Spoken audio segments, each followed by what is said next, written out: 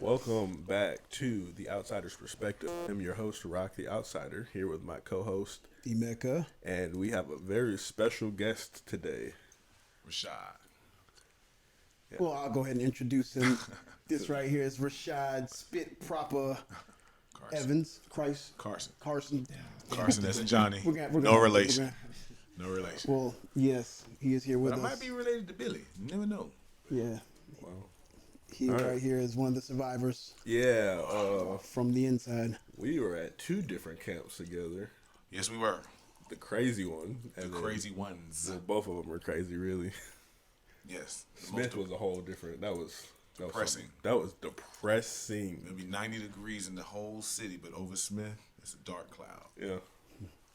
Smith is like, it's like what the cloud that follows Eeyore. Think about that, just hovering over that whole compound.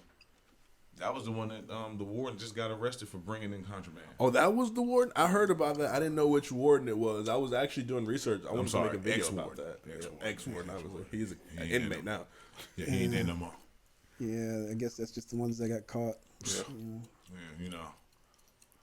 You know how the stuff gets in there. Yeah, so A lot of heads get turned. a lot of heads get turned. But, that's a topic for another day. Today we wanted to discuss the chain gang economy and its relation to like stuff in the real world. Like, I don't think what people don't understand, and I don't think it's because it's not. I don't even think it's a lack of understanding. It's just a lack of knowing. The way that a prison dorm operates is just like any other community. A society. Oh, of course, It's a society. Society. Exactly. Except the consequences come a little bit quicker. Yeah, definitely. Like it doesn't go around and come around. It Yeah. just No, it right happens back in your immediately. face. Like Yeah. So that justice is served and Immediately. Immediately. Yeah, you won't be getting calls from collectors. No. The collector pulling up. And I think they're gonna pull up one day. That's it. That day, Stow Day. Yeah, it's all about Stow Day. That's like a weekly holiday. Yeah, it's like payday every week. It's like Payday. once a week, everybody get paid. Listen, I tell people that when you go to prison, it's like you die. 1 foot in, 1 foot out. And you are like really, really reliant on people to just be like, hey, instead of getting a pack of cigarettes, can you just send me $5? Like I just need something, because when you have nothing coming in the system, this system is designed for you to not have anything. Right. You don't get paid wages. You don't get paid anything. So you can't even generate money on your own to buy the stuff that you need. Oh yeah. Definitely. Yeah, and then they don't pay you, and then they expect our family to, if you have family, to dish out all this expensive soups. They charge you so much for some of the simplest things, That they're paying. and they're probably we're not buying paying for those. anything while we're in there because we don't. We're get not paid, making any money. You know. Literally, we are reliant on people on the outside or The kindness of someone. some sort of illegal hustle on the inside. And how does that what does that tell you when it comes to rehabilitation? They're not trying to rehabilitate. No, I'm just saying, we know that. We know that. Okay. But when it comes to rehabilitation, when you say I need to be rehabilitated or I need to be corrected, you say that the way I was thinking was incorrectly. Right. So I need to be put on the right path. Okay. But if I'm in this society where you're not even allowing me to take care of myself and I must rely on something illegal to get my way, to get by, to get the bare minimum of things. Right. What does that say about in society when I return back and there's no one giving me a job? Will I be more inclined to do something illegal now because that's all I had to do? Right. Sometimes that's all people know. That's It's all people something. say. But even if all right, so I took mine. I ain't do nothing illegal. That's my story, and I'm sticking to it. Now, statute of limitations. Now, I took mine, and can I say it? I can't say who, but I did college work. Right. I couldn't go back to school. So instead of me not being able to go back to school, because when I first got to prison, they told me, hey, you got you some college under your belt. You've been to high school. We ain't got nothing for you. Want to work in the kitchen? Same with me. Yeah. Same with me. Exact same with me. That's how I ended up as education. Weren't you in education at one point? Yeah, but they knew I was one of those Negroes that did Oh not yeah, play. I remember that. I got caught helping giving someone motions to get out of prison. Yeah, I remember that. The law, And that was a grievous offense. You would rather me trying to have tobacco, guns, knives, but when you see I'm helping someone get out, no. And they put him, and they specifically put in my file, do not let him work in the gate. You got people that rape people, you got people that murdered people, but because I'm smart, I'm just as dangerous as them. Right. So, I took my hustle since the good Lord was not able to allow me to finish my education. I got to finish my education, just not on paper. Right. Mm-hmm. So people would pay me every month. No, duh. They used to pay me every week to do their schoolwork. Right. And it was great for me because I can only sit around in the dorm and listen to who has more money. Lil Wayne, Drake, who ass is the fattest, Nicki Minaj. I could care less because there's a bunch of nothing going on. Right. What Kevin Gates say, everybody boxing, trying to release toxins. Like, we just trying to do something to just... So I dove into the books and I learned my major all over again, and I graduated my major all over again, but it doesn't count because it wasn't me. But I've taken that knowledge and I just carry it with me. Like, I just recently got over the flu and pneumonia, and my doctor was like, take one pill 3 times a day. So I said, hey, why don't you just say take 3 pills? She said, well, I said, think about it. Because I took mass communications, and one of the branches of the umbrellas of mass communications is how doctors talk and speak to their patients. Where this one may have a 3rd grade education, and this one may have a high school education. But when you say take 1 pill 3 times, they're like, how can I take 1 into 3? It's confusing. Right. So she said, no, you're right.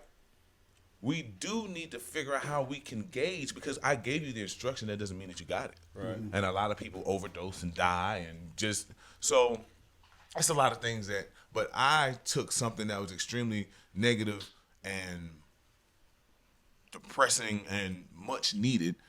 I took something out of that and made it into a positive for me. Right. And I was able to, and I tell anybody that the prison system is not the Georgia. Let me say that the Georgia prison system is not going to give you anything. And I don't have these chain gang stories. Well, in Oklahoma, they do this. And down here, no. I did 13 years in the Georgia Department of Corrections. Right. And Georgia will not give you anything. It's up to you, your mind state. You decide to say, hey, when I get out, I'm going to do something like this. You decide to say, I'm going to do something like this. I had to be called because I was... But we're here. And it's all about your mind state and who you are deep down inside as a person. Right. And it's crazy that you say that, because I feel like that is a word, mind state. Like, we bring that up on this podcast so much. And like, it's something. Like, it really shows that you get in or you get out of it what you put into it. Mm-hmm. So like, whatever your mind state is, to say that I'm going to get out, or even if you're not getting out, even like you're still in there, you're like, I'm going to better myself. Like, I told myself that I was going to better myself. As my time got closer, there were certain habits that I had that I was like, you know what? I need to stop doing that. I'm about to go home. I need to stop doing that.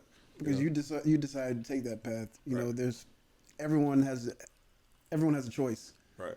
You can sit in there, you can pout and be mad at everything and be the maddest person in the world, become the maddest person in the world. You can become the most depressed person in the world, or you can become an educated person by reading. Right. I can decide to be the best whatever. We had phones in there. We had smart devices in there. Right. You got YouTube. And access to the whole internet. With YouTube, you can learn how to do anything. So you can literally sit back and learn what you want to learn.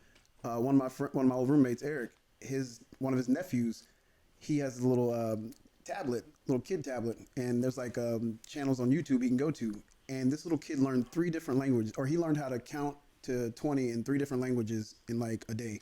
Right. That's a little kid doing that. So I mean, us being in there with all this time, and we have these devices. Some people are porn addicts; they look at porn 24/7. Yep. You got some people that scam 24/7. You got some people that are Facebook stalkers 24/7. But it's what you choose to do. Right. It's all up to you. Everyone has a choice. Right. So, I don't even know how to try to segue into what I wanted us to talk about, but I'm just gonna do it because this episode we're gonna talk about the economy of prison. So one thing that it's like you were saying, people are paying you weekly to do the schoolwork for them. How do we explain like how we're getting paid? Because like we've already said, we're not making any money. So for us inside our currency system was whatever you had on hand. Pretty much. And credit, and it's the exact opposite. Credit goes a long way in prison, but it doesn't hold a lot because a lot of people out don't do credit. Right. Mm-hmm. Like out here, credit is everything. Credit is king out here. Mm-hmm. But a lot of people don't do credit because anything can happen. Yeah, you have catch out artists. And for those of you that don't know, they might just up and move him because his security jumped up. Now you just lost 45 soups and 7 sodas and 17 honey buns, and you needed that to re-up to go and put back into your store. Right. One thing that people do not realize in prison is that it forces them to be businessmen. It forces you. Like you learn how to sit there and not only put this to the side. Okay, I'm gonna take this money, bring money, and when we say money, we're using interchangeably. It's going to get that. Money is zoom zooms, wham wham, soups, chips, pickles, but we say it's money because I can get whatever I want with something that's worth money. Right. Because Now, We don't have dollar bills. We have food. It might be on for 2 soups is $2, but a soup is 45 cents, so 90 cents is $2. Yeah, I mean, it's like there's no direct. Like, you can't just directly equate it to American dollars just because it doesn't work like that. No. Like, the soup is the most basic of, like, that is the unit, pretty much, is It's the gold soup. standard. That's the gold standard. That's the gold standard is a soup. I got this honey bun's worth 3 soups. Right. I got this On bag of store chips day, on it's store. worth 2 soups. But the day before store day, You can it's get worth one for 3 4. soups or 4 due to its scarcity. Right. There's rules to this stuff. It's just it's economics. Like, we were living in microeconomics. Yeah, definitely. No one has a honey bun in the dorm. I'm the only one with a honey bun in the dorm. 7 soups. How about this? and if somebody wants it bad enough, they gonna pay for it. Or rob you. It can Yeah. go either way. It can go Either either way. way. So back to the economics thing. Even stimulus checks. Whenever we have the warden packages, it's like, look, Everybody's got one. everybody's got food now, so everybody's got something to buy. Now, so now here come the, it's like Mansa Musa came through. The whole value of everything has dropped. Yeah, because So you everyone trying to wants trade something. off these mixed nuts? Oh nah, that ain't 3 soups, bro. That's 1 soup, Yeah, man. that's one- Everybody, yeah, so what? Everybody got them on the package. everybody got one. So you It's gotta a wait a soup. few days to do that. Yeah. Unless you get the health nuts that want to work out and cling on to life. Yeah. But yeah, the economy is shit. It's very similar to this. Very man. similar out here. Yeah. And if we take what we learned inside of the dorm and went from micro to macro, we would have I think a lot of people that come out of that system would help them be able to bridge The both inside with the worlds. outside, right? Because if I'm able to make correlations, then it's not so scary. Yeah, definitely. It's not so scary. Yeah, it's like you've been doing it. You've like I've been doing it. You can do this. It's the You've same been thing. doing it. So no, all I've been doing is selling drugs. And I was like, okay, yeah. Well, you can also. You've been running a Yeah, you've been running a multi-$1,000 enterprise. You've been Right. dealing with people. You've been having to. That's customer service skills. Right. Resupply your stock. You've get been your products. stocking. Yeah. You've had you are an accountant. You knew credit, debit. You had all Networking. of the things. Look, you knew the re-up money over your money. You knew not to touch the accounting. re-up Yeah, money. That exactly. was the money that you could not touch. Yeah, that's your investment money. That's your investment money, and this is your seed money. And but if we can sit there and just take these correlations, and you're able to say that, hey, I've been doing this the whole time. The whole time. I've been doing this the whole time. Now, like I said, everything is not so scary. Now everything is not so foreign. Right. But once again, your mind state. Yeah, because, I mean, you have a lot of people in dorms. Like, I can speak, really, all 3 of us, that I can know from personal experience that we have always had some sort of hustle. Oh yeah. You know what I'm saying? Like, There's been times where you might be down bad, but you still got some kind of hustle. You're not gonna stay down bad. 7.5% of my time. Yes, I understand. Go ahead. Yeah. I got a badge sitting outside on the porch Right. Yeah. Like you take that same mentality. Like if you have that go getter mentality, it shouldn't matter where you are. You know what I'm saying? Like that mentality is gonna stay with you. Yeah. And as you can't let your environment define you. yes, bro. I used to hate when people would be like, "Oh, we can't do that. We in prison." What the fuck you mean? What's so? I guess you can't do I'm that. still a person. You know what I'm saying? Like I still do what I want to do. No, wait a minute now. There's certain things that you just don't do because you are in prison. Well, I mean, yeah, you're right. No, we ain't but talking about I'm talking about general. I'm just talking about general people being like, you can't look at cartoons. Yeah. Why are you happy, bro? You in prison? What? Wasn't we in the dorm together when we had to pull up about Dragon Ball Super? Was that us? That was indubitably us. Yes. Like these folks are talking about we're not watching no cartoons, man. I had just found out that Dragon Ball Super was a brand new. I didn't even know about this. I had just got educated that there's a whole new series of Dragon Ball. Power? Yeah. So we went crazy over that in my I dorm saw a too. commercial for somebody ever But watched you know who this also pushed the button? Raheem, the big blood dude who was like a big kid. we used to kick it all the time. We used to talk about this type of shit. Yeah, So we walk out there and it's time to come on and folks tell me, man, we watching something. Man, we gonna have a problem here or what? Yeah, we gonna have to have a problem. Just like we did. Y'all gonna fight over some cartoons? Yes. Yeah. Just like we did about Rick and Morty. Look, we're not even going. Look, I'm not even going through this. Yes. Yeah. I get your old ass up. A short brief of powers cuts off a lot of explanation. Like, stop. Can we just look at Dragon Ball Super? Thank you. Yeah, and then all the rest of us like. And then as we sit down, of you got people coming out of the woodworks of nerdy. They're like, people don't want to act like they want to act like they not. Then watching we it. turn around, Sit we have every single row filled up. Everybody got blankets on. Like, come on. So you wasn't even in the trenches with us. Yeah. What the fuck? Where was you at when they was talking about pulling knives on us? You You in the room. You want to wait till it's all clear to come sit down. Come look at Soup. You don't even deserve to sit up here. Yeah. But that's how it goes. It's like they're afraid to be themselves, because there's lots of people that wanted to watch Dragon Ball Z with us. Yeah. But they were too afraid to say it. Now we're watching it.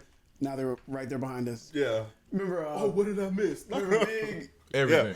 Big was infamous for that shit. Remember he did what? He did the same thing with the Harry Potter. Yeah, he's like, man, bro. Harry You Potter. don't watch the Harry Potter shit, man. You're watching that Fourth Harry Potter movie, marathon. he's Yeah, this bro. shit really kind of fire. This shit low key kind of fire. Yeah. Did Voldemort come back? Yeah.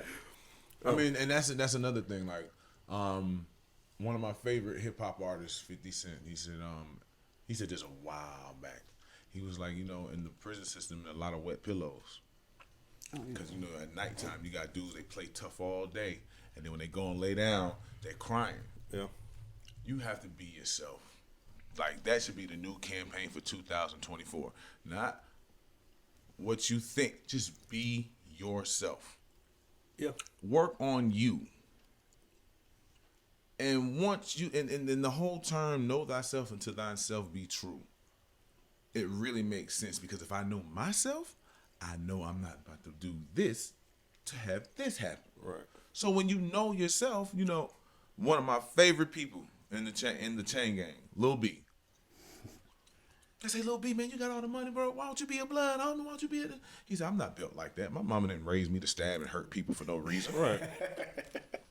I just like to get money, shout. That's all I want to do. Yeah. My mama I'm not built like that. I don't know that, man. I got to go stab him for no reason. Yeah. Cause bodily harm for no Just 'cause reason. you told me to. Just because somebody else told me. I can't. It don't sit right with me. Yeah. That is the most purest thing. Like, look, I and people like, you know what you signed up for. Yeah, but a lot of people don't. Yeah. A lot of people didn't sign up for it. Out of fear, they did. Right. I don't want to be this. So. Yeah. I gotta go in this dorm though. Yeah. So yeah. I gotta have a phone. Yeah. I gotta live. I'm not gonna survive. I'm gonna live. Yeah. So I'm gonna align myself with somebody, and a lot of people fall victim to it. You and I were in the dorm. I just told this story in my interview about the dude who got killed coming out the shower. Oh yeah. Oh, the dude. The blood dude. Yeah. He knew, but see, why put your? And I know you like Spit. You keep putting yourself in this situation. Every 3 months, I'm always fighting the same people. Right. Always fighting the same people, but and it was crazy because the I don't know exactly which person, actually committed the assault on him, but the people that got charged, like, they was gonna go home. Wasn't a couple of them about to go home? Three of them. Yeah. 3 of them out of the 5. And just for what? Wasn't it about something that happened like at a previous camp or something like that? Like something? We don't even need to get into that. It's just know that 5 lives were lost that night. Yeah. And it's very unfortunate because that could have been any of us. Yeah. Listen, I've been in some situations where I thought it might have been me, I told you about Bishop, which this right here is subject. This is a we subject. definitely need to talk about that. We don't even get started on this one because Well, just skim. Well, I'll just say skim over it for a second because that's another realization to this economy. This like people lose their lives over a soup. Yeah. Mm-hmm. Yeah. Honey buns. He went in my room and stole this, and that's a real reality. Right. Or this fool owed me. He's owed me. He's owed me weeks. for 3 weeks now, and every time I see him, he got a soup and he got a soda. He making a Bombay, and now I decided to ask for my money by knocking shit out of him with this lock and stock. Right. So that's like and it's crazy because I write music, and in one of the songs that I wrote 60 soups will get you robbed, but 2 soups will get you killed. Mm-hmm. Like that's real. Like yeah. And then sometimes you just have people like in real economy, the scammers. Mm-hmm. But my mama, I just got off the phone with my mama, and she said she got the card, and she gonna send it soon. Just go ahead and give me the food, bro. I got you. Just like in society, you have the people that's trying to scam, and then you have people that try to rob and take it. Yeah. But the one thing about this economy is, you stand up for yourself. Somebody gonna stand up with you. Somebody gonna stand up with you. Somebody gonna stand up with you. Yeah. If you stand up for yourself. And I can say this: even if someone doesn't stand up with you, you're gonna be respected. You're gonna be respected. And respect goes a long way. And when they try to rob, leave bro alone. Right. Mm-hmm. But then if you don't stand up for yourself, ain't you nobody standing run up with once. you. You run once. You'll run forever. And it makes you a target. It's like, and then if I know I can take something from you without repercussion, I'm gonna take it every time. Oh, yeah. Why not? And then you back this person into a wall until they get to the point where they got. And then he knocks somebody else over the head and kills him. So now, this is just start the cycle all over again. Over soups and I don't think people comprehend. Like when we say soups, we're talking about a packet Maruchan. of instant ramen noodles. We're not even talking about the cup soups. No, like we're talking about Maruchan. Yeah, top ramen. Not even top ramen. Yeah, top ramen. We got top ramen sometimes. I don't even think you get top ramen as a Nissan. special occasion. You got Nissan. Like, who knew? These people make cars and noodles. Yeah. Well, let's go ahead. We got to go into. We still at the introduction. Yeah, we still ain't even made it into. So let's talk about credit for a minute. Okay. You know, exactly like the face card, how the 2-for-1s work, cashing out, or let's touch on that. Well, I mean, in the words of the esteemed notorious B.I.G., that goddamn credit, forget it. Yeah. Like, it's best if you just and only way that you can do credit is if you have muscle. Yeah. And that means that you're willing to go down to this person's room and knock them out, stab them up, pay me or pay medical. Yeah. I'm not getting ready to sit here and keep on worried about, the money didn't hit. Or you can have collectors. Yeah, or you can have collectors. It can be somebody OG up there selling this stuff and fronting this stuff. But you have to have that. But as a regular, if you're a civilian and you're talking about running credit, you're on the bottom of the totem pole to be paid. Yeah. Because you're not a threat. Well, you're a threat as a human, but you're not a threat as in, I owe the gangs this. Right. I owe this gang this. I owe him this, and he's a part of this gang. And I owe that nigga something, but I'll pay him next week. He'll pay him next week. I'll pay him next week. And not because he wasn't expecting for somebody to come get their stuff. Right. But that goddamn credit, forget it. You think one of these niggas paying you back? Shit, forget it. And it's crazy because I tried my hardest to not give credit, but I always would expect it. But that's just because I had an amazing face card. Like I had a certified hustle.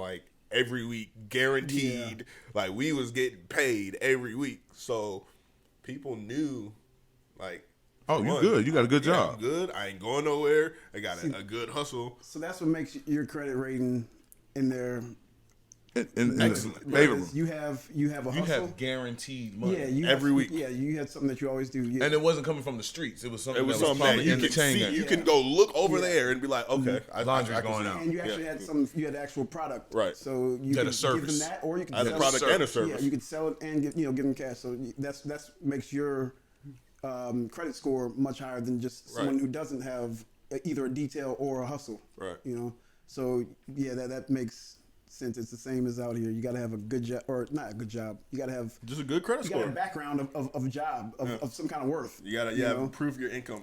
Yeah, so it's like if you're worth something, you make spots, you make knives, you Run tattoos. you run tattoos, You cook liquor. yeah. You sell you drugs. work in the kitchen. Yeah, You work in the kitchen. Like those are guaranteed. those Right. are valuable things. Yeah. Valuable things, like Administration, guaranteed credit card. teachers. Now, Well, sometimes when you have people like I know when I sold certain things, and if I ever thought about fronting anything or giving anyone credit, I make sure that there's something to fall back on. Like if he works in the kitchen, okay, I'm gonna credit him Yeah. this sack. But I know he brings back all this stuff for breakfast. Hey, so bro, let me get I'm into gonna them go- yeah, I'm gonna go sandwiches. ahead and give him this sack, and that's gonna be my breakfast for the whole week. I used to because do that, I'm too. not even gonna get the. I'm not I'm even not gonna finna ask him get for the up. money. I'm not finna get up and walk Yeah. to the chow hall. Yeah. So. Yeah, that's And then, so like on the opposite end of that would be, which we mentioned earlier, catch-out artists. yeah. You know, which unfortunately in the Georgia Department of Corrections, 9 times out of 10, those were Caucasian men, and so it kind of ruined it for all the like. I couldn't imagine. I know it was hard for the white guys in prison, just because like certain ones because they ruined it for everybody else. You know what I'm saying? Like, Yeah. you have these catch-out artists, and for those of you that don't know what a catch-out artist is, it's like someone comes into a dorm and they're new, you know, and say they have a $50 green dot, right? So they go spend this little $50 green dot, you know what I'm saying? So now okay, he gets money. Yeah. You know what I'm saying? So then, I got more money to sell my books. You can just credit me. And he'll go get $10 from this person, $10 from this person, $25 but from not that to person. also mention, he's also getting drugs too. Yeah. Which also, He's getting drugs. He's getting money. I mean, he's getting drugs. He's getting food. Just whatever he can get. You know, they don't care. Whatever he can get, he gonna get it, they're gonna give it to him. and they gonna give it to him. You know, and he might not leave that first store day. No, he might. He might stay a week. Or the store when he was in the hole, so it just came. Yeah, So he good. Yeah. But he's working on the exit strategy. yeah. And come store day, the whole dorm looking for this. Where you go? Oh, he caught up. When he went to education, Oh, he no, said yeah. somebody was gonna kill him. Yeah, he had a call out this morning. He had to never call out came this back. morning. He never Yeah, never he called went to back. breakfast and then he went to medical. We don't know what happened. Next thing you know, hey, Package y'all stuff need to up. pack this dude's stuff up.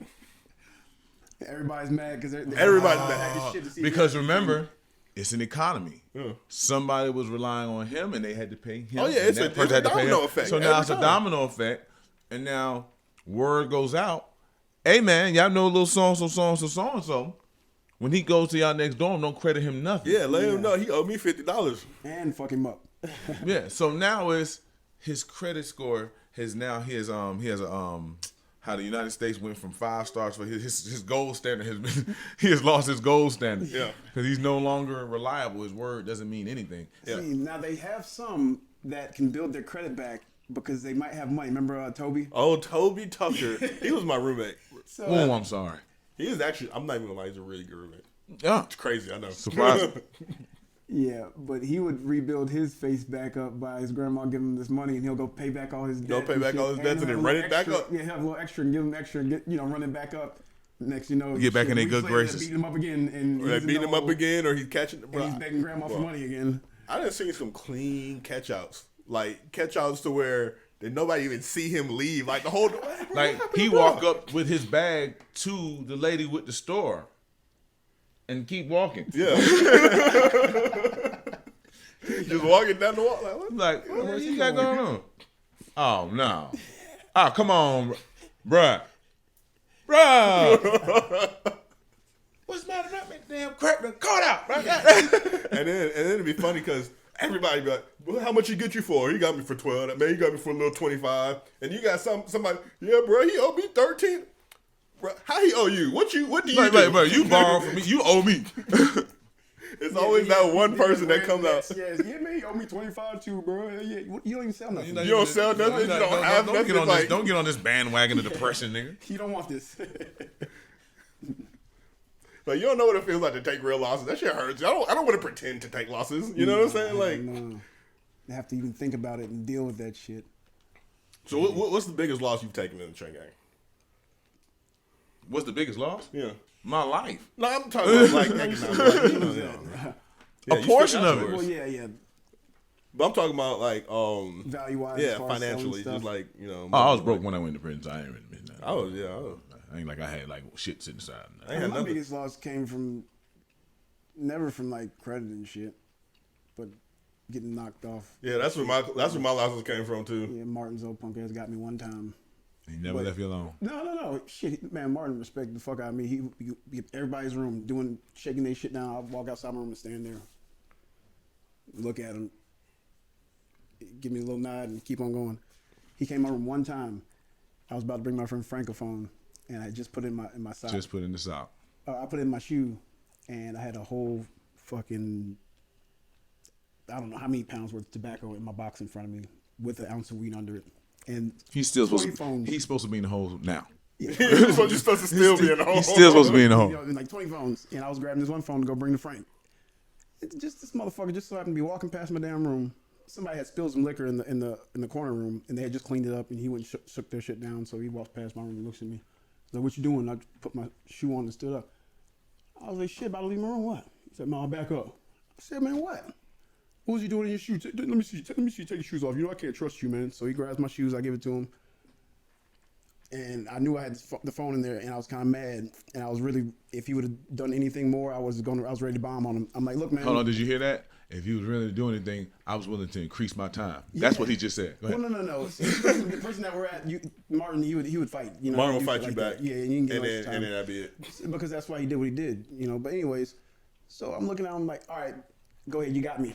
You got my shit. Go ahead, Martin. Go ahead and take it, man." He said, "Oh, this was okay then." I said, "Shit, now you got everything I fucking got." So I stood up and was, acting like I'm mad and shit. And so he said, "Oh, okay, yeah. All right, man. Yeah." So he turns around and walks off. I said, "Hey, man, shit, I mean, how much I need to buy it back from you?" And he looked at me and looked like he was mad. "Don't fucking play with me." And he kept on going. Yeah, don't act like we don't know. He never really fucked with me again. That was the only time he's ever came in my room when he got something. But Martin ain't I remember one time, it was a retarded little dude. He was from a different gang than which I was from. And he slid me his phone. "Go ahead, Spit. Boy, go ahead and ride out. I'm about to go to sleep." Early in the morning, we come back from breakfast. I'm like, "Yeah, I got the phone. Yeah. Shake down, everybody. Shake down." I said, "Jesus Christ. I'm about to be responsible for this phone now. Because it's in my presence. Right. And it's going to get caught in my room, so it's mine. And then I got to pay for it, even though he came down here and gave it to me because it was my phone time." Yeah. You ain't got no spot. I said, "Gee, let me cut it off." It was one of the phones you had to put the password in to cut it off. Oh, man. Couldn't cut it all the way down. You had to put a password. I said, "This nigga is paranoid. He more paranoid than Bruce Wayne." Hey, listen. This nigga, as soon as you went from one app to one app, you had a password. Oh, yeah, I know. One app to one app, you went to cut it off, it needed a password. I said, "Man, who do you think is trying to get into your phone? I'm trying to stuff it on the side of the wall. I'm trying to stuff it on the side of the wall against the metal bed." And I heard a voice from heaven come out. I never thought I'd hear this voice. Hell no. Ain't no damn shakedown. Hell no, ain't no damn shakedown. You know who this is. Ain't no damn shakedown. Hey, he run the lock. Open Floyd? Oh, no, it's Hill, man. Hill. Run the lock. You gonna come shoot, you gonna come over here and tell me how to do my job. Shit. Ivy, the other one had come to shake us down, but he stepped on, it was two wardens of security. Mm-hmm. Right. So Ivy tried to put the muscle down and shake him down. Hell no. Run the locks. Tell me how to do my goddamn job. I was like, oh, thank God for the civil war that's going on. He came back to me, boy, I was sweating bullets. I said, boy, you here, get this shit, man. I don't want to no more. But Yeah, I ain't never got knocked out. I know this is a deviate. Yeah. And it's gonna sound weird. But you know when you go to prison, it's a whole new world. Yeah, for sure. So this question, many people might not understand. But what was the funnest night you ever had in prison? Oh man. Oh. I hate to say that there were so many because like that sounds crazy, right? That sounds crazy, but I mean Recidivism, people. no, like I was there for 10 years of my life. You know what I'm saying? Like in 10 years, fuck, I'm gonna have some fun. Yeah, you know what I'm saying? Like you can't just be depressed fucked and up miserable way. and You sad gotta the find whole some time. kind of way to have fun. I did. Oh, Fucked up, depressed every single damn day. well, I'm sorry. Hey, I found a way to be happy. And then when I was at like before I got bumped up to level 5, when I was at Rogers was straight. Like So what was the funnest night you ever had? oh man, I was staying up playing video games or playing I don't know, like what kind of fun? Yeah, I mean that's. That was I mean, fun it's to fun. me. It is You fun. don't All right. man, All right, so, all right, follow my lead. The video games out, man. I was like, damn. Oh This yeah, is prison? that's why I'm still beating Like, the hell out of this my shit's brothers crazy. today in Mortal Kombat Yeah, 11. Like, but you don't know that's who my you touch, fucking with. you know? But you still, there it is. What? Look, I'm over with Kung Lao. It's over with. Listen, so all right, so this is my funnest night in Chain Gang. I'm at Macon State. I'm working in the kitchen. I know I ain't had no money, so I had to put myself around food. I'll make the money later. Self-preservation. So I come in with my sandwiches, and this dorm I was in, H2, it was nothing but a dorm full of young brothers and one white boy, Kurt. And Shout out to Kurt. shout out to Kurt. Kurt. Kurt was my roommate. He used to keep a cat too. Oh yeah. Yeah. And it was GDs, Muslims, one blood, all these Crips, all these mob, but everybody got along with each other. Like to the point where if something happened outside the dorm, Like, hey, hell no. Hey man, look man, we sit here, we cook, we eat, and we sleep in here with each other, man. Y'all talk that shit out, or if y'all need to be split, go to the hole. We'll say we just so I come in the dorm and I'm like still new in prison. So I'm still terrified. Oh. Yeah. Yeah, that's it. But I got this, I go in the dorm and they like, my little man, I forgot his name. I know his real name. I'm just not gonna say his real name. But he's like, oh, Spit, boy, we gonna get you. We gonna get you. I'm like, look, man, I don't play. You understand me? I don't play these games. So what they were doing was they were taking the laundry bucket and filling it up with water. Yeah. Oh, and dumping it on people? No, Or dump and people in there? and it was like little tribes of these bastards. And what they would do is, I go in my room. I say, damn, I lock my door, but I gotta get me some noodles. I got to eat. I just did all this working around this food. I don't want that food. I just want me a nice creamy chicken noodles, a nice strawberry soda, and my life is complete for now. I said, all right, I'm about to do it. I'm about to go get me. Open the door. I'm one of the biggest people in the dorm. But that don't mean shit. Nothing. Means nothing. Not a hill of beans. So I walk, throw my hot water on, turn back around, I see my partner Chop. All I see is his teeth. Boy, they gonna get you, boy. I say, look, bro, I don't play. Oh, you say you don't play. So now he's now he's taking it on. I'm like, hey man, chill, bro. I got my noodles in my hand, bro. I'm just trying to go eat, but I've been a long day at work, man. Just leave me alone. Meanwhile, what I don't hear is my little friend with the cart. Beep, beep, beep. As I'm getting straight to my door, he pushed my door shut with the cart. Full of water. Full of water. Slowing the door closed. So I'm looking. Now what they did was they went into the room. They go into the broom closet and they come back out with mops and the buffer pads. And they get like the Spartan, Mark, This wasn't out yet. So it was Spartans, march, move forward. So you be like, hey man, we got an inmate moving.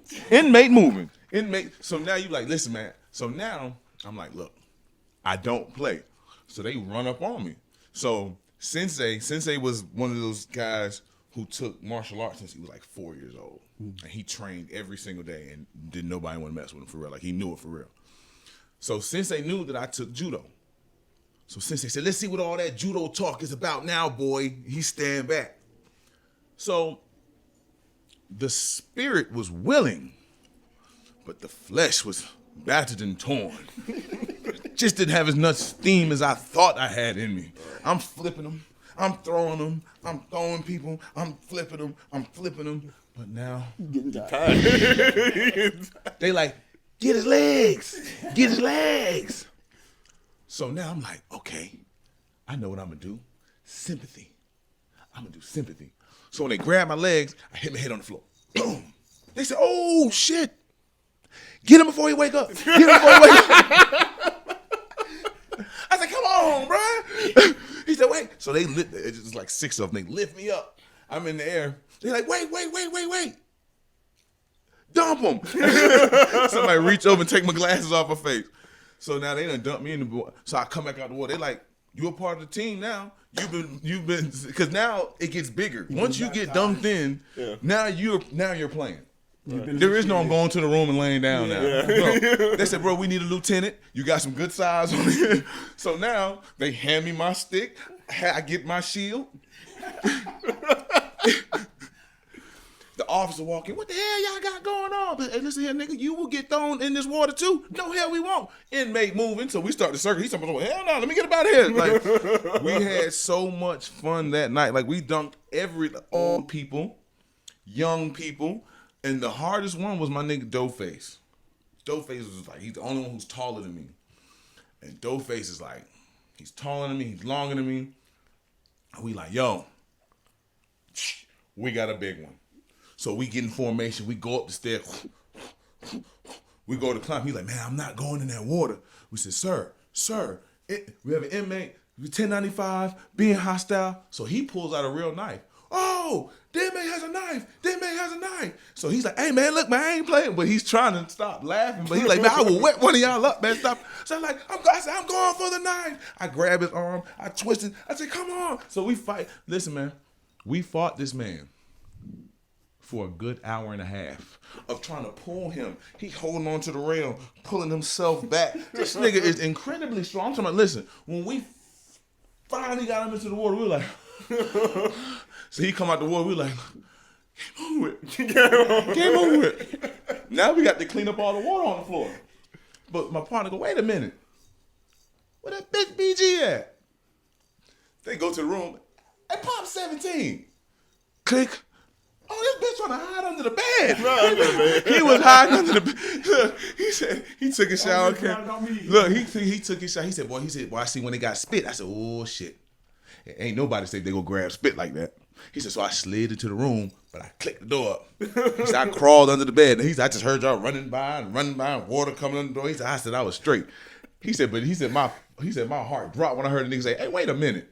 He said, I knew. Where that bitch BG at? God damn. Man.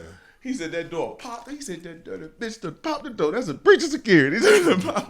He said he under the bed trying to hide. That was the funnest night in prison though, man. Like we had the Crips, we had the Bloods, the mob, everybody was just, for a moment we weren't in prison. Right. I like stuff like that where the whole dorm can come together. I mean, I had a kind of like a similar experience when The Purge first came out. That was sick. No, when The Purge first came out, niggas was going around yelling Purge and fake killing each other. Like, I don't know why. They did that shit for like 3 weeks. See how that sounds when you say it out loud? It sounds crazy as fuck. Yeah. The movie, I mean, the whole premise of the movie is but you guys were reenacting it. Well, yeah, the motherfucker just running up on you, Purge! Yeah, it was more of a warning, but okay. Yeah. What about you?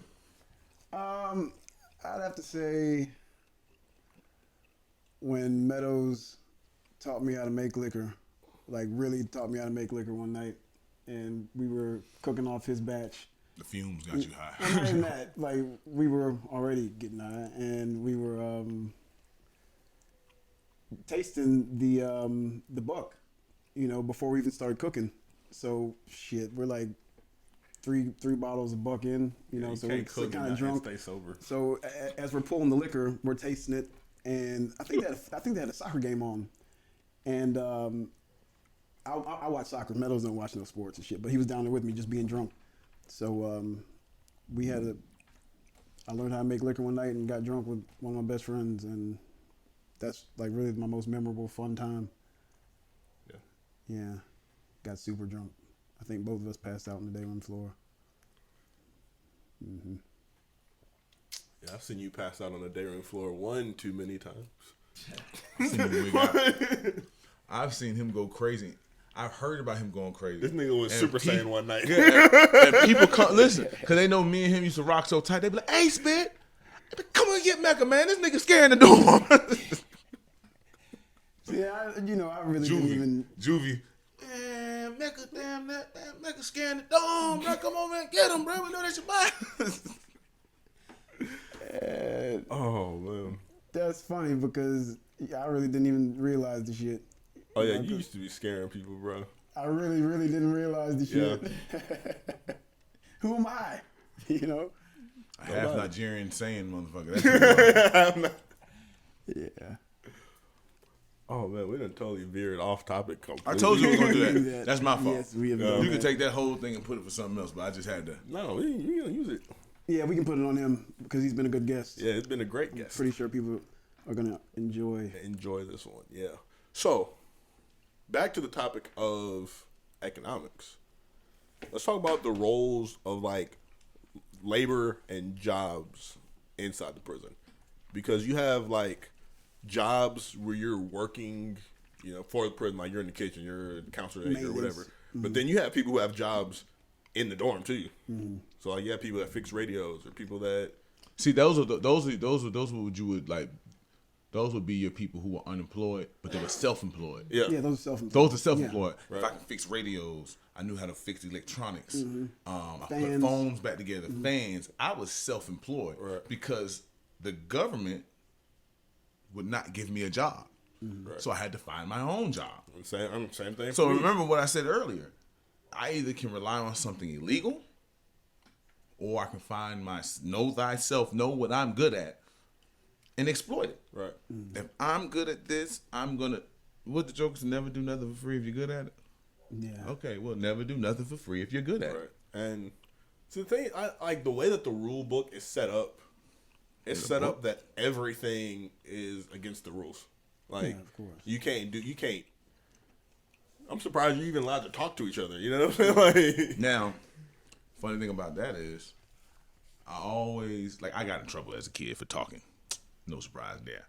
But, my mother I had to go to detention one day. And my mother had to go to the school, and she's like, wait, why is he in trouble? She was like, well, he was talking in lunch. She said, Jesus Christ, woman. We're sociable creatures. Yeah. We sit down and eat and talk. How can you better your communication skills if you're always told to be quiet? yeah, that's silent lunch. That was crazy. I remember those. But now, silent lunch. remember this. No talking in the chow hall. Yeah. Mm-hmm. No talking in the chow hall. No talking to the When you child. walk to the chow hall, where you had your hands. Behind your back. We know the prison, the pipeline, the public school, the prison pipeline is real. Yeah. Built by the same people. The same people feed them. The government. Mm-hmm. And it's all an institution. Right. Yeah. Once you veer off track, we have an institution to put you back on track. Yeah. But it's like you're cranking out the same human beings because you're always told to stifle yourself. They said by the 3rd grade, they know how many prisons that they're going to be able to have to build in the next 20 years. And they saying right around 3rd grade is when a child is worse. 3rd grade, I was hell. I was forging my mom's signature on the homework. I was a problem child in the 3rd grade. It was just 3rd grade. I was like, I don't even like living that much. Let me try my mama. It was all like it was the 3rd, and they said by the 3rd grade, that's when your true personality. And I showed at 3rd grade, if I don't want to do it, I'm not. But if you think I'm gonna do it, I'm a sneak. I was showing signs of being sneaky. I was showing signs of lying. I forged my mom's signature. I looked at her and I looked at that. I could draw. I'm like, oh, wait a minute. Bring that around. I handed it to the teacher. The teacher looked, heart stopped. She put the paper up. Yeah. Now, my stupid third grade ass didn't think that when my mom signed this, that was to say that she checked all my homework. I didn't do shit other homework. It was a blank packet with her signature on it. Come on, man. But you see the similarities. Right. Even the food, everything. The trays, everything. The trays, the food, the culture of domination. Your teachers weren't your teachers. Your teachers were those of authority, and you had to live like it. Now I see that you can get a timeout, special day off, all this stuff, and now we've understood that totalitarian way of thinking and teaching does not make happy people. Right.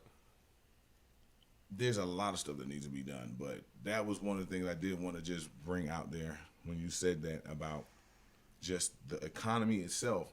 The economy, the everything about it is just so similar to these schools and how these institutions are ran. You know what another institution that's ran it like so my job currently is like I drive dialysis patients. Hospital. Right? So like most of them we pick them up from their house, take them to like a little dialysis clinic, take them home. But there's some of them that are living in nursing homes. Bro, nursing homes are jail, bro. Yeah. That's why they try to escape. Crazy to me. Like there's locks on the front. Like you got to be buzzed in and out of the nursing home. They say it's to protect those that are dementia and all that. Jail. Like they got a man in there buffing the floors. They got the day room where they're sitting there watching TV. Yeah. You got your little cell. Only thing is their rooms are a little bit more comfortable than ours.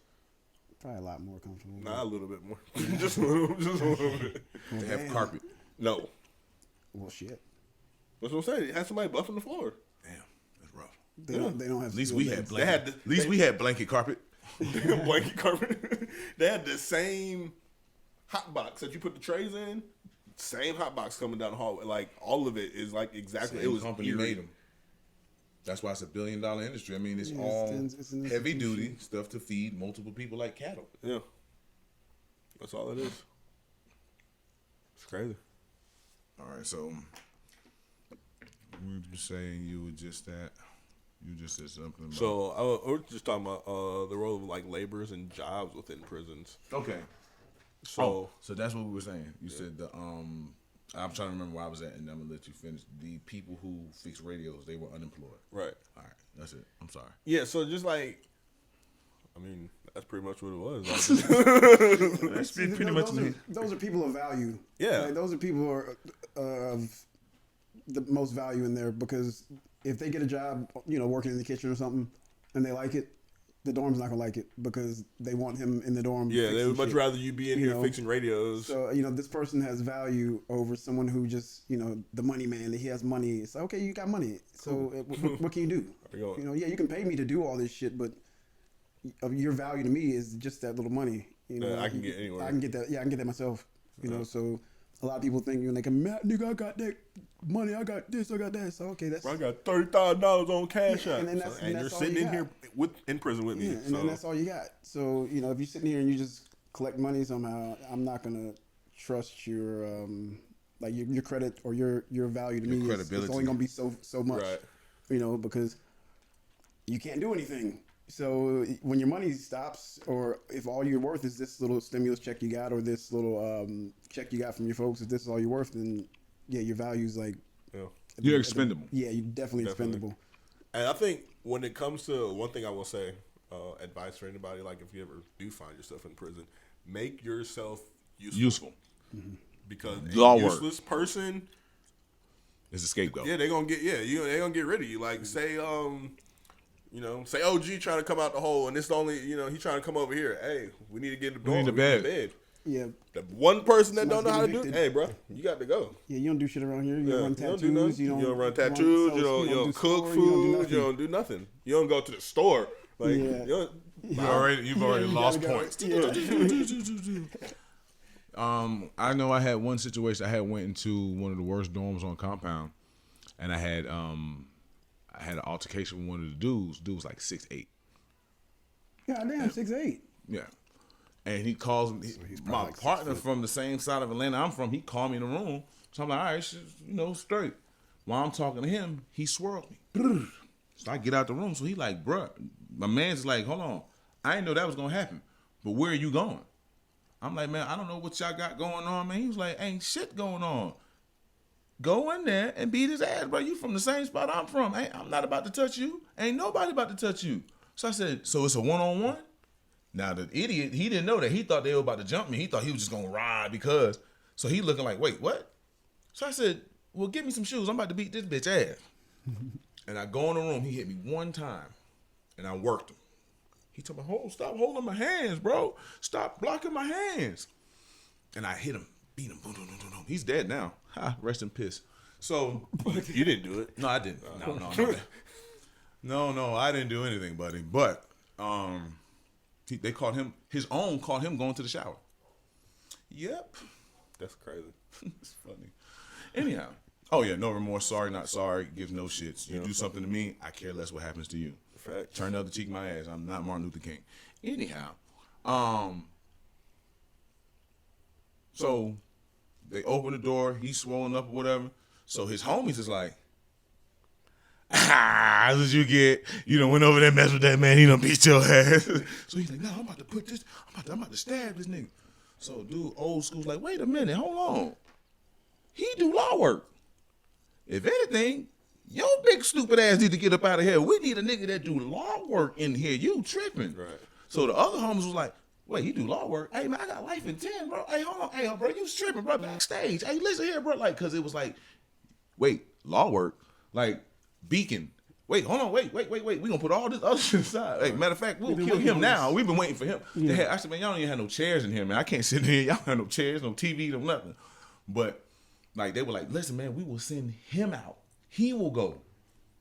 Because we need somebody. And it was a dorm full of 19-year-olds with more time they have left in prison than they've been alive. Right. So it was like a lot of them are down there and they're just wild because I'm going to just do something to keep my mind off of. Like, I got to keep my mind off of. I'm going to wake up and be in the same place. Yeah. A hamster wheel. Yeah, there's nothing to look forward to. Nothing to look forward. Oh, no, yes, there is. Store day. Store day. Yeah. Packages. And what female on the floor? You know that. Come on, stop playing. Yeah, B11. Snipers on the roof.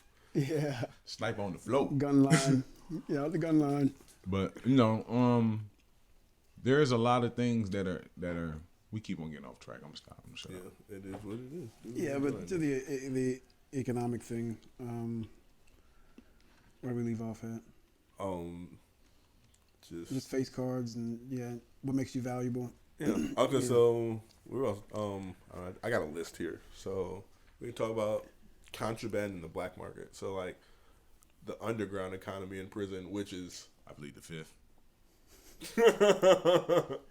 I mean, that's where all the money's made. That's where the money's made. That's how people eat. Isn't like, that for real? The truth in the real world also? Yes, of course.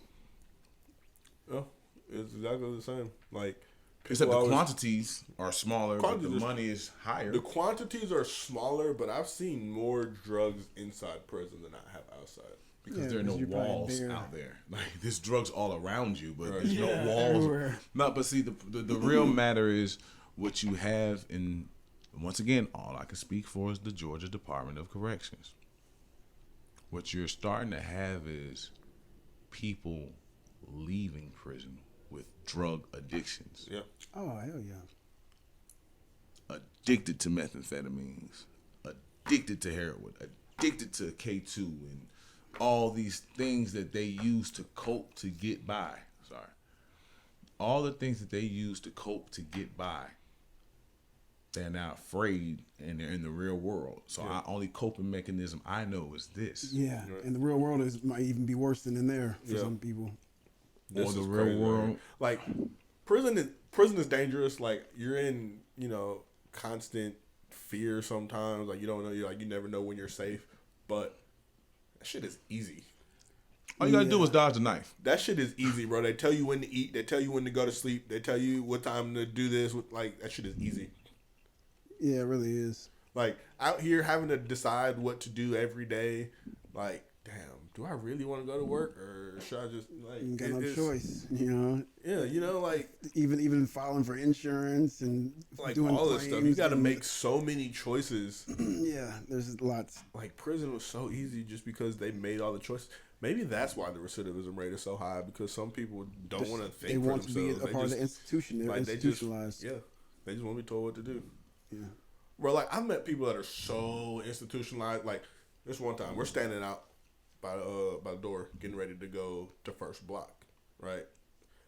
And this old dude been locked up probably 30-something years. We're sitting here, you know, just small talk, having just a regular conversation.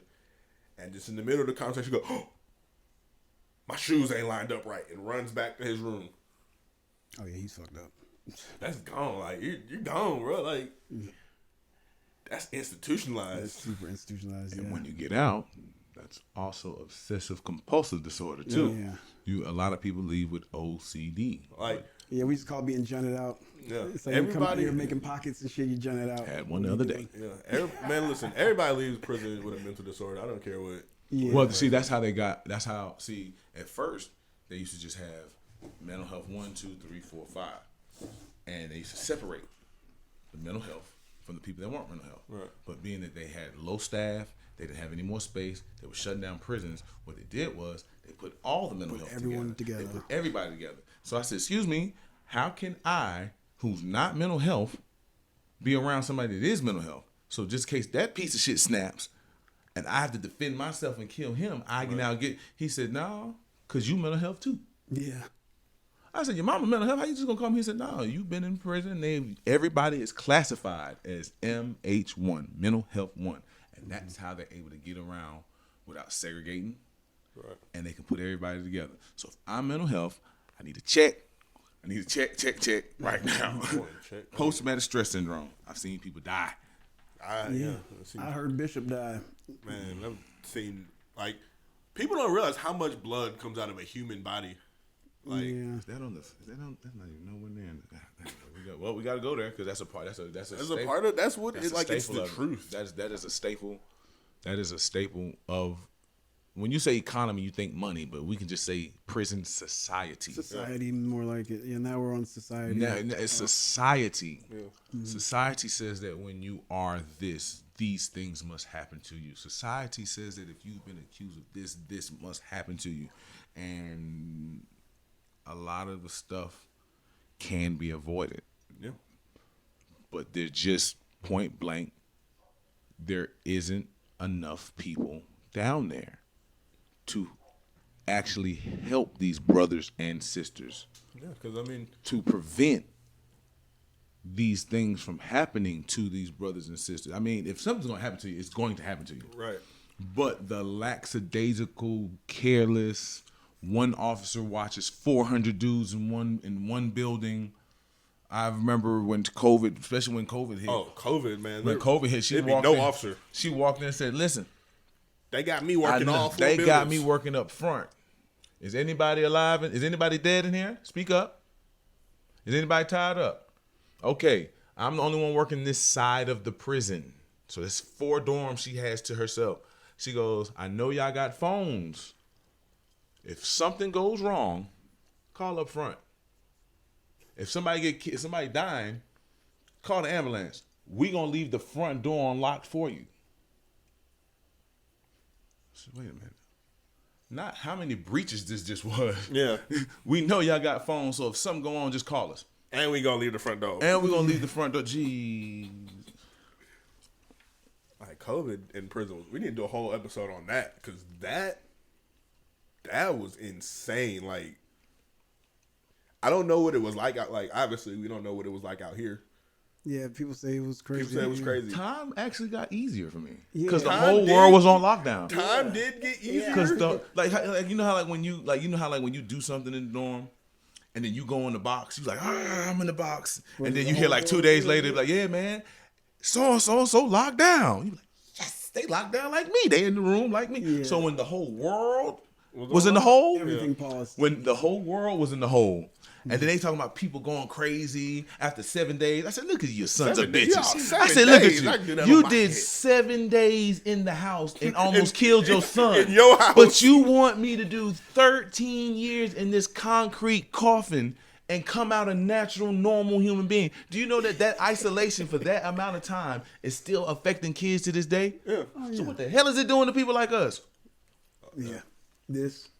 And that reminds me, I remember one time you was arguing with one of the counselors because the counselors there, they wasn't shit, you know. Trying to get them to do anything was crazy.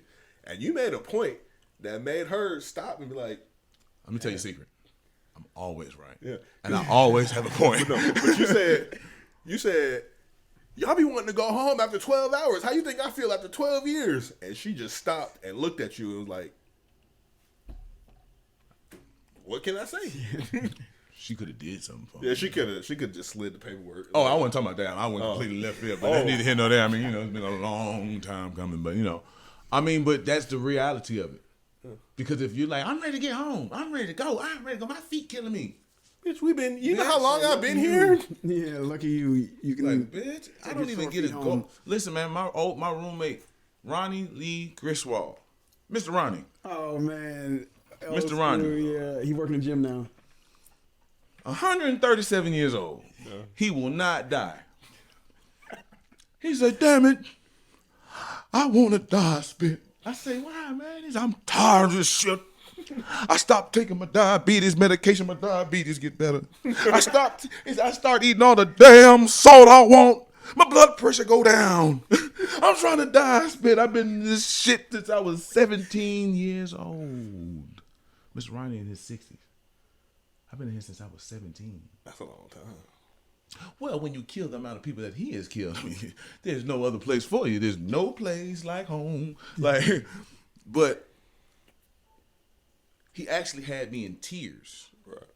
Because he was sitting there. I want to go to Reedsville, go to Building L, get my coffee. They got a microwave in the dorm. I can lay back and die. I said, Mr. Ronnie, you want to go home? He said, oh, hell. Reedsville is my home. I was there when I was 17 to 33 years old. I grew up there. I don't know home. This is my home. It's about that time I realized who I was in the room with my little feeble 2 years left. Right. And you have 3 life sentences.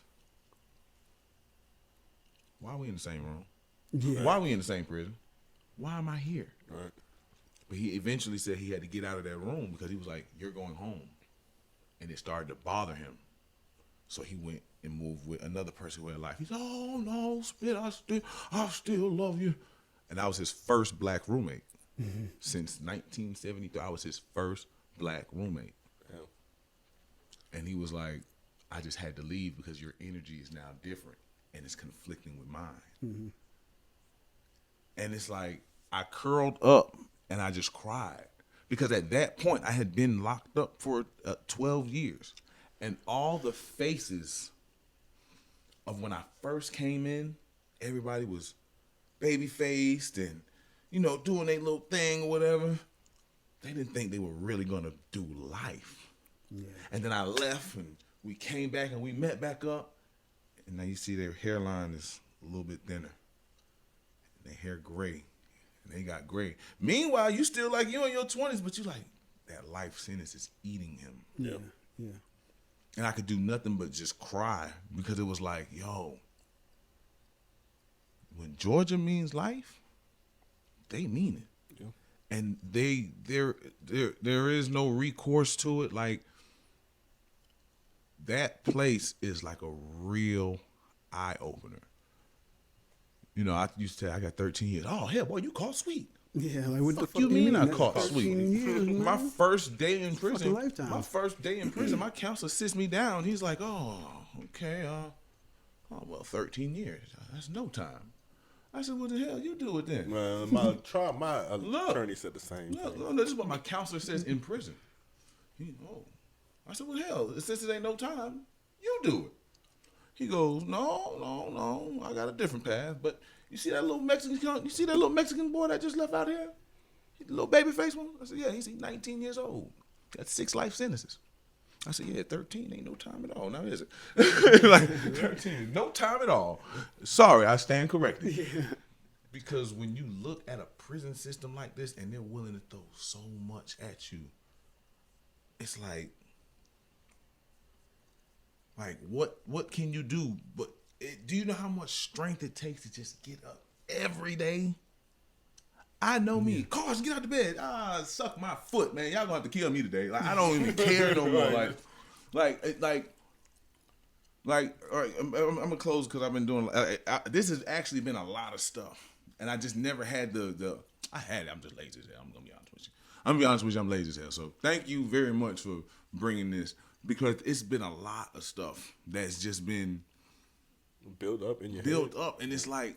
You know, like there's this one joke where this guy, he's in Fulton County, and the judge looks at him and he goes, Mr. Willis, for the offense of murder, we give you 20 years to do in the state penitentiary. Now, before he finished, the dude goes, oh, shucks, judge, 20 years? I can do that on my head. The judge say, well, let me give you another 20 to get you back on your feet. like, that's Georgia. Yeah, that's Georgia for you. Yeah, I can't do all this time. Well, don't worry about it. Do what you can.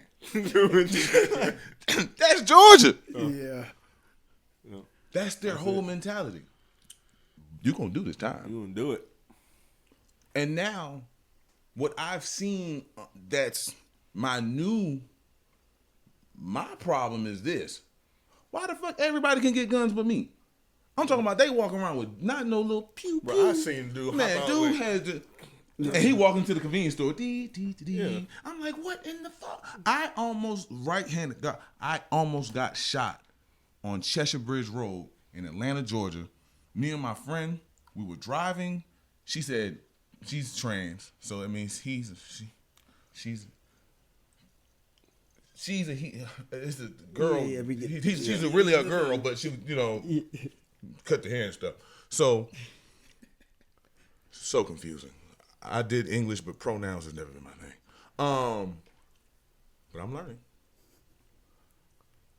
We're driving. We're coming around Cheshire Bridge, and this part of Cheshire Bridge, if you make a left, you're actually going onto the wrong ramp. You have to go out and around and then go onto the ramp. Right. But this guy's trying to beat the car. He's trying to beat the light. So as he's beating the light, he speeds up and turns left. Meanwhile, we have the straightaway. We're right. We slam on our brakes. He beats his horn.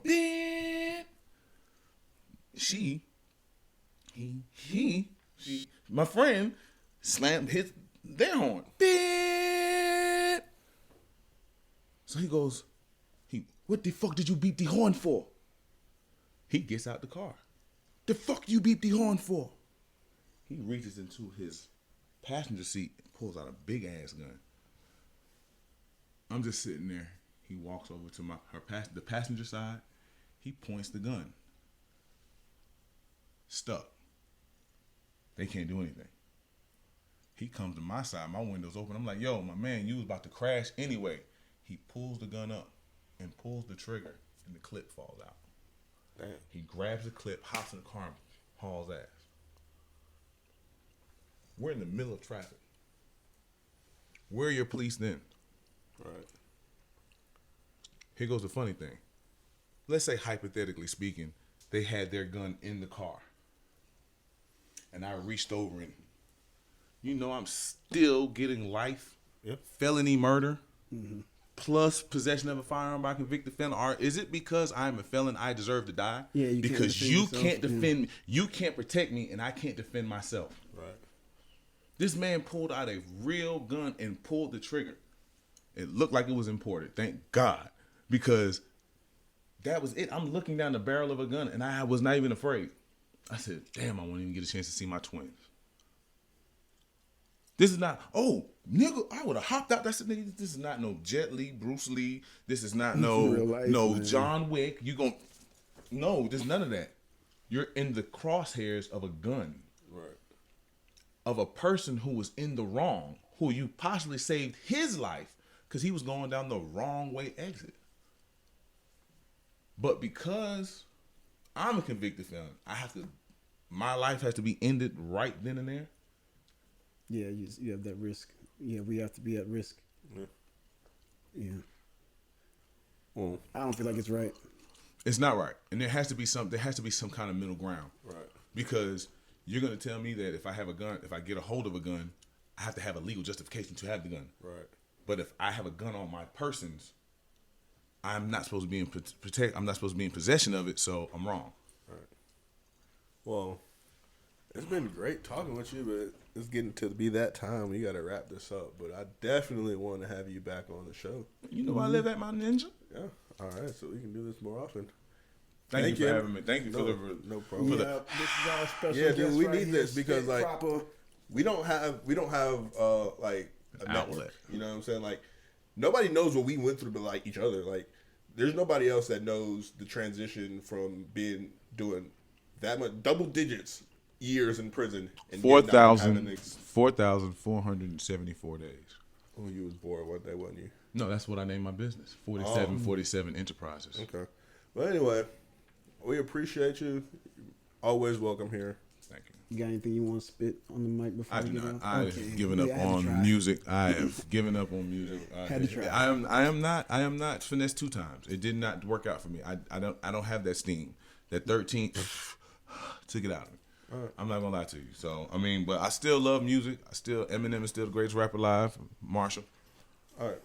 Y'all just stay dangerous. Thank you for having me. Thank you, Outsider. Rock the Outsider. Thank you, my man Emeka. Thank you very much. You can find me That's it, on yeah. IG, the real Spit Propah, THA_REEL Spit PROPAH, or just type in Brad Cage. Or you can follow me on my YouTube page, Spit Propah 88. And I will make sure to link all that in the description. So thank you guys. Check it out. You're